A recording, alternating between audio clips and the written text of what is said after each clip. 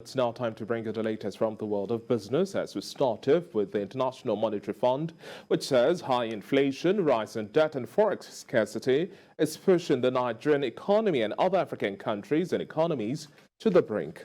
The managing director of the IMF, Kristalina Georgieva, who made this known in a meeting with ministers of finance and central bank governors from the continent, urged African leaders in most countries on the continent to raise money from the global financial markets to tackle the issue of fiscal deficit they are facing. She, however, calls on the international community to come up with bold measures to support African economies from the economic headwinds they are faced with, adding that the fund would also downgrade its global growth projection for both this year and come next year in its World Economic Outlook update set to be released later this month.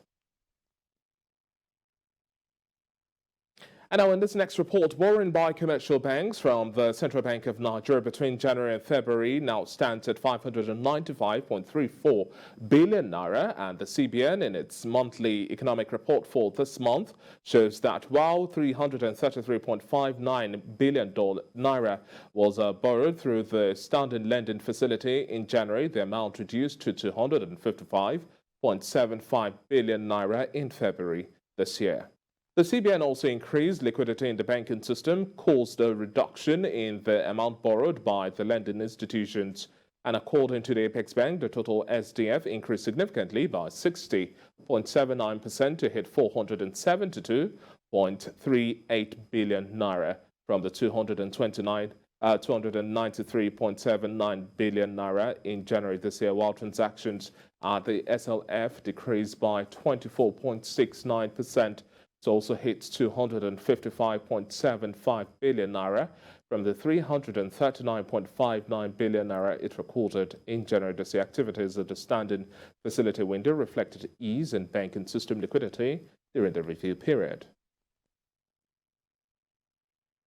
And I'll bring you more from the energy sector. The major oil marketers association of Nigeria, MOMAN, says the regulated 165 naira pump price for petrol is no longer realistic, thereby calling for a phased deregulation of petrol by the federal government to reduce the shock on consumers. MOMAN chairman Olumide Adeosun, who made the assertion in reaction to the lingering fuel scarcity across the country, blames the situation on the ongoing conflict between Russia and Ukraine, which has disrupted global energy supply distribution. And according to him, the huge amount spent in petrol subsidy over the years would have been deployed to other critical areas of the economy that could have reduced the impact of the current energy crisis on Nigerians, adding that a gradual price deregulation should be allowed and followed with targeted palliatives in the areas of transportation and agricultural subsidies to the public to ease implementation. He however empathized with Nigerians and the federal government who have had to deal with the huge subsidy cost and also the load having to bear due to the fuel scarcity. And they also ensure the government has to do more to mitigate the effects of the situation on the economy. And now shifting focus to the international front, Asian shares were pinned at two-year lows today after white-hot US inflation data drove fears the Federal Reserve will raise interest rates even more aggressively, which boosted the safe haven dollar. Underscoring how inflation pressures are also hitting Asia, both the Monetary Authority of Singapore and the Bangkok's Central Philippines also surprised markets by tightening monetary policy today in off-cycle moves. MSCI's Products Index of Asia-Pacific shares outside Japan was flat by early afternoon, and the Euro Stoxx 50 futures gained 0.4%, as well as S&P 500 futures also reversing some earlier losses to trade 0.1% lower. Chinese blue chips rose 0.5% a day after data showed China's June exports rose at its fastest pace in 5 months as factories revved up after the lifting of COVID lockdowns. China will release June activity data later tomorrow, along with second quarter GDP results. Japan's Nikkei rose 0.7% as the yen's weakness against the US dollar boosted exporters, and good jobs figures helped Australian stocks to also gain about 0.43%. And I'll bring you more from the United States. The solar energy prices in the United States rose 8.1% in the second quarter of this year as projects were stalled by a Commerce Department investigation into tariffs and products from Southeast Asia and soaring input costs, according to a report published late on Wednesday. The increase during the period contributed to a whopping 29.7% rise in the combined price of wind and solar contracts known as power purchase agreements from the previous year, according to a quarterly index by Level 10 Energy that tracks renewable energy deals. Solar power purchase agreement prices are 25.7% higher than last year's figures, and wind contracts also were up 2.5% during the quarter and are up 33.7% from a year ago.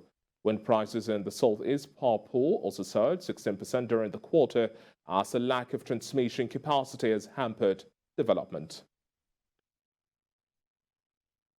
And now bringing more focus towards the energy sector, and as a result of the Russia-Ukraine crisis, the European Commission has proposed to EU countries a deal with Azerbaijan to increase imports of natural gas and support the expansion of a pipeline to do this, according to local reports. The draft memorandum of understanding, which needs approval from the governments involved and could still change as part of European Union efforts to slash reliance on Russian gas following the war in Ukraine. The sides aspire to support bilateral trade of natural gas, including through exports to the European Union via the Southern Gas Corridor of at least 20 billion cubic meters of gas annually by the year 2027. The Trans-Adriatic Pipeline, the final leg of the Southern Gas Corridor pipeline network, last year brought more than 8 billion cubic meters of Azeri gas into European countries such as Italy. And wrapping up business news now, oil prices on the international market were little changed today as investors weighed tight supplies against the prospect of a large US rate hike that would stem inflation and curb crude demand. US West Texas Intermediate crude recorded a price dip of 0.74% to hit $95.59 per barrel.